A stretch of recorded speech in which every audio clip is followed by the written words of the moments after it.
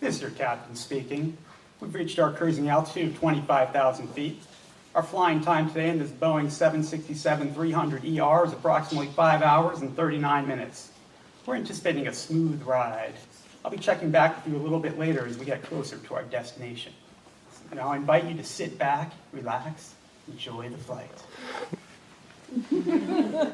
This is your captain speaking. Passengers, I have a confession to make. I am a flawed and selfish man.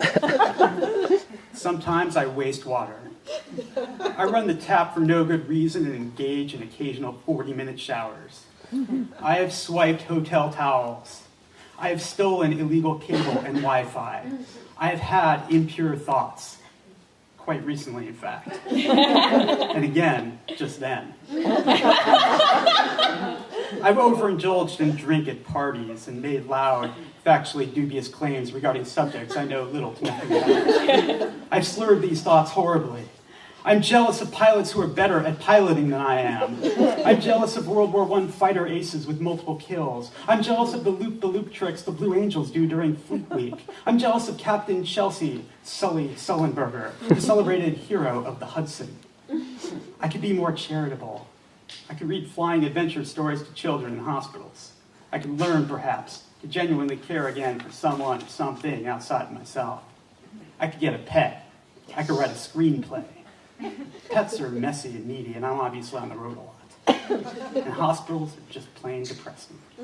Thanks for helping me think that through, passengers. This is your captain speaking.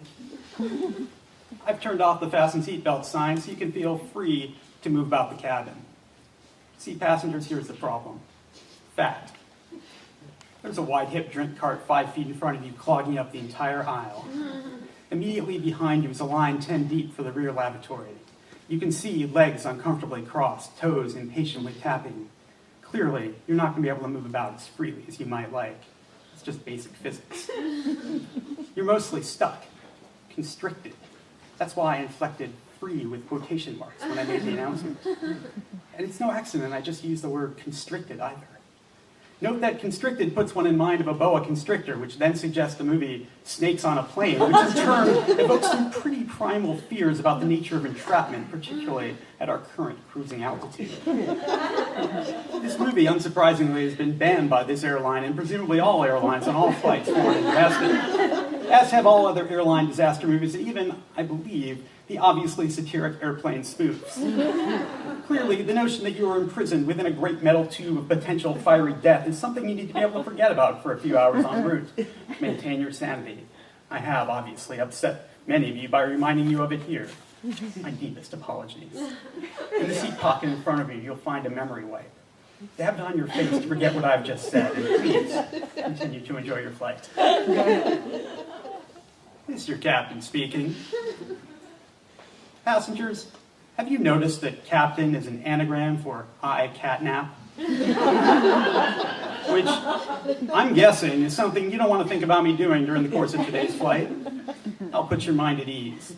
Even during the most crushingly repetitive stretches of sky blue tedium, my compulsive habit of thinking up silly anagrams will ensure that I stay wide awake at the controls. This is your captain speaking. Passengers, do you remember that ginormous cloud of smoke that shot up into the sky out of that unpronounceable Icelandic volcano that blew its top a few summers ago, throwing air traffic over Europe into what we in the airline business refer to colloquially as a grade A clusterfuck? I think about that cloud sometimes. Not in a romantic way or anything, mind you. I mean, it's not like I have feelings for the cloud, and even if I did, how would I even begin to address those, like, in a physical sense? It's more that just thinking about the cloud calms me somehow. I like to imagine flying through it, my 767 disappearing into another realm, being enveloped by the cloud's ethereal whiteness in a spiritual embrace, a precipitation-based bear hug.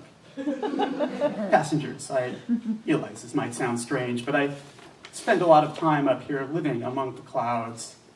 They tend, after a while, to take on individual personalities for me.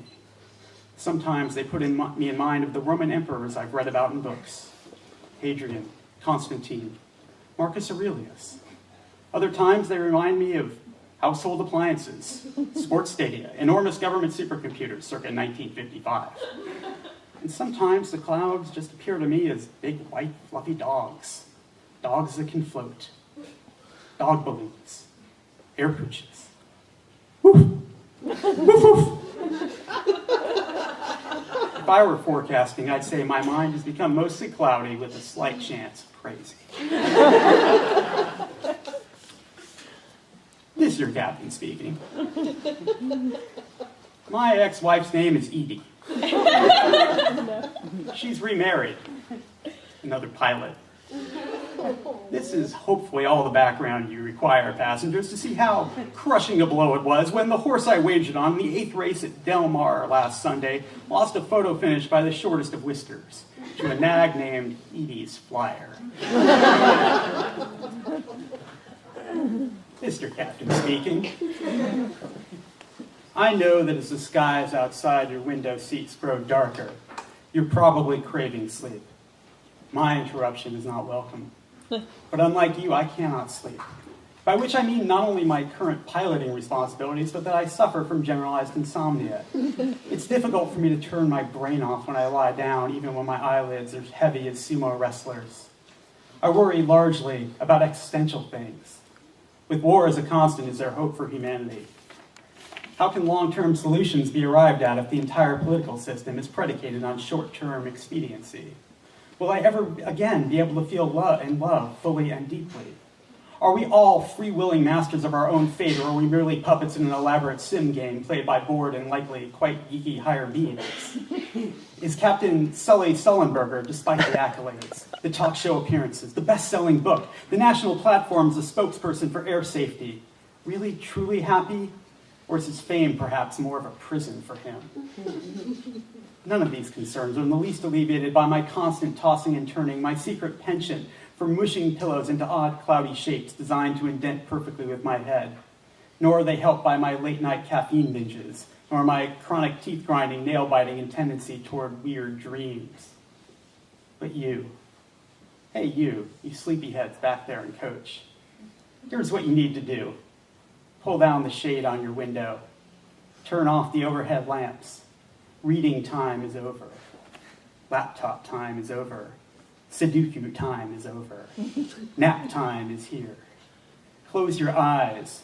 Recline your seat back as far as the little metal button on the side of your armrest will take you. Rest your weary head against the tiny red pillowcase pillows we've equipped you with for just this eventuality.